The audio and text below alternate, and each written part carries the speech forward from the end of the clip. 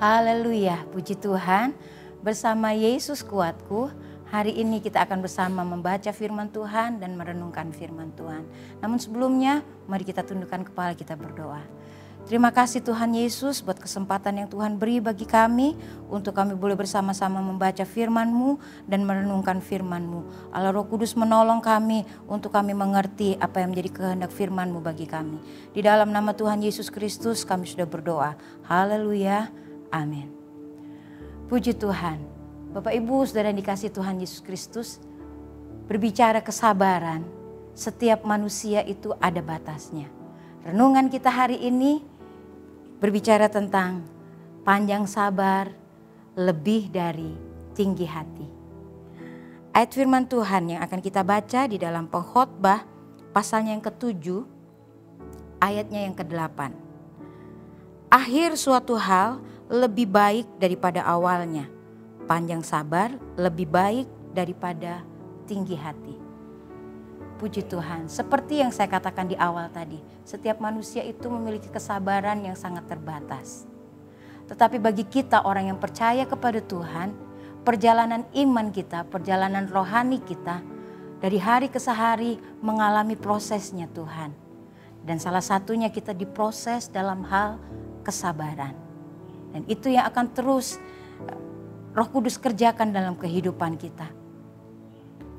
Kita akan melihat beberapa hal contoh dari Alkitab ya Bapak Ibu tentang kesabaran dan tentang akibat tinggi hati. Kalau Alkitab mengajar kepada kita di dalam Kolose di sana dikatakan dan dikuatkan dengan segala kekuatan oleh kuasa kemuliaannya untuk menanggung segala sesuatu dengan tekun dan sabar. Ayat ini mengingatkan kepada kita bahwa kehidupan kita sehari-hari itu banyak hal yang harus kita tanggung, banyak hal yang harus kita alami. Tetapi firman Tuhan ingatkan kepada kita untuk menanggung segala sesuatu itu dengan tekun dan sabar. Ada contoh di dalam Alkitab, seorang tokoh Alkitab yang luar biasa memiliki kesabaran. Tetapi dia tidak tinggi hati. Dia adalah Yusuf. Kalau Bapak Ibu membaca firman Tuhan di dalam Kejadian pasal yang ke-37 di sana dikatakan pengalaman Yusuf. Dia dibuli oleh kakak-kakaknya. Dia sedemikian rupa dibikin oleh kakaknya. Tetapi Yusuf tidak marah. Yusuf dibuang ke sumur yang kering. Yusuf dijual. Yusuf ya, kalau Bapak Ibu Saudara mengikuti belajar tentang tokoh Yusuf ini, pengalamannya tidak mengenakan. Pengalaman hidupnya itu tidak secara manusia mustahil untuk dia sabar. Tetapi kita lihat, mulai dari dibully oleh kakak-kakaknya, kakak-kakaknya itu merasa bahwa Yusuf itu disayang oleh bapaknya. Intinya kakak-kakaknya ini cemburu akan Yusuf. Kakak-kakaknya iri hati kepada Yusuf. Tetapi ternyata itu adalah prosesnya Tuhan.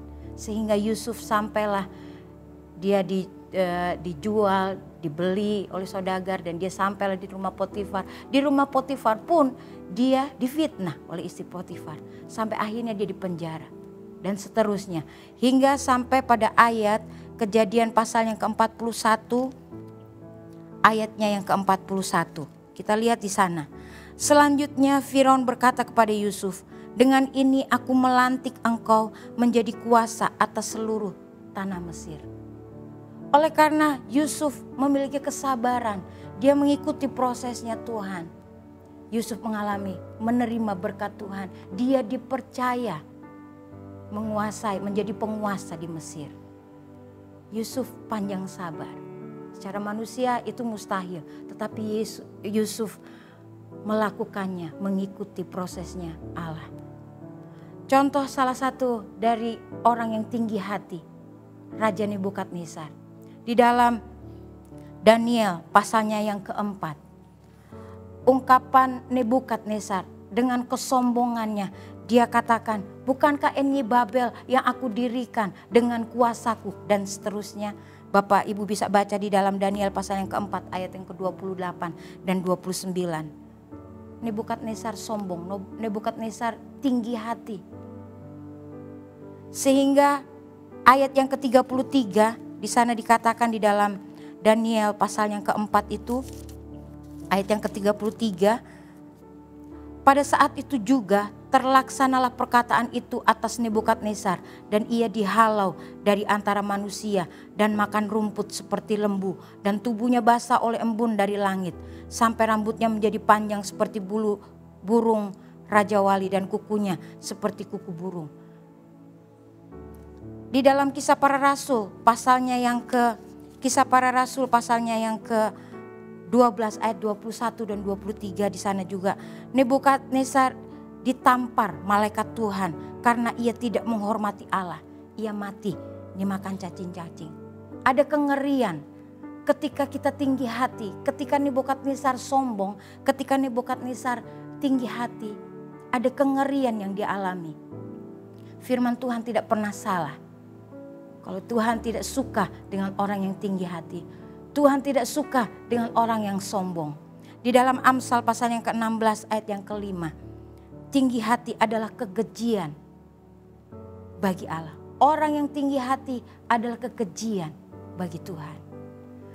Bapak Ibu Saudara yang dikasihi Tuhan Yesus Kristus, tema renungan kita saat ini tentang panjang sabar lebih baik daripada tinggi hati. Mengajar kepada kita untuk kita memiliki kesabaran. Dengan kesabaran kita bisa lebih tenang. Kita tidak terburu-buru. Kita tidak mudah marah. Kita tidak mudah untuk menyalahkan kondisi yang ada di sekitar kita. Ketika kita panjang sabar, mencegah kita untuk berbuat kesalahan-kesalahan.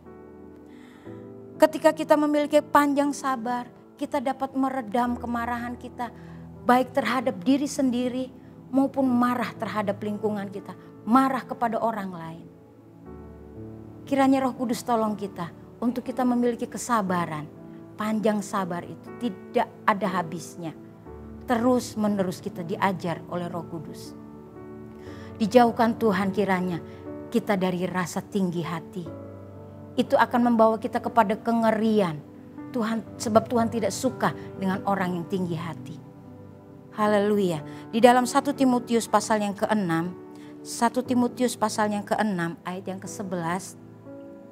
Tetapi engkau hai manusia Allah, jauhilah semuanya itu. Kejarlah keadilan, ibadah, kesetiaan, kasih, kesabaran, dan kelembutan. Haleluya. Tuhan Yesus baik. Tuhan Yesus masih mau menegur kita. Tuhan Yesus masih mau mengingatkan kepada kita untuk kita memiliki kesabaran. Panjang sabar. Terus belajar untuk panjang sabar. Dijauhkan Tuhan. Jangan sampai kita punya rasa tinggi hati, punya rasa sombong. Itu adalah kekejian bagi Tuhan. Puji Tuhan, kiranya renungan kita boleh memberkati kita dan mengingatkan kita terus untuk tetap hidup di dalam kebenaran firman Tuhan. Kita tundukkan kepala lagi, kita akan berdoa. Haleluya, terima kasih Tuhan Yesus buat kebenaran firman-Mu. Dan Engkau terus akan mengajar kepada kami untuk kami memiliki kesabaran, panjang sabar di dalam menghadapi hari-hari kami Tuhan. Supaya melalui keadaan kami tidak mudah marah. Tetapi kami boleh sabar menghadapi segala sesuatu. Roh Kudus yang akan memampukan kami, yang akan menolong kami. Dijauhkan kiranya dari kami untuk kami berbuat kesombongan. Dijauhkan dari kami memiliki rasa tinggi hati Tuhan. Tetapi biarlah hidup kami selalu tunduk kepada kebenaran firman Tuhan. Terima kasih, biarlah hidup kami sepanjang hari ini. Siapapun kami yang melakukan aktivitas kami. Yang bekerja, yang kuliah, yang sekolah, yang beraktivitas apapun.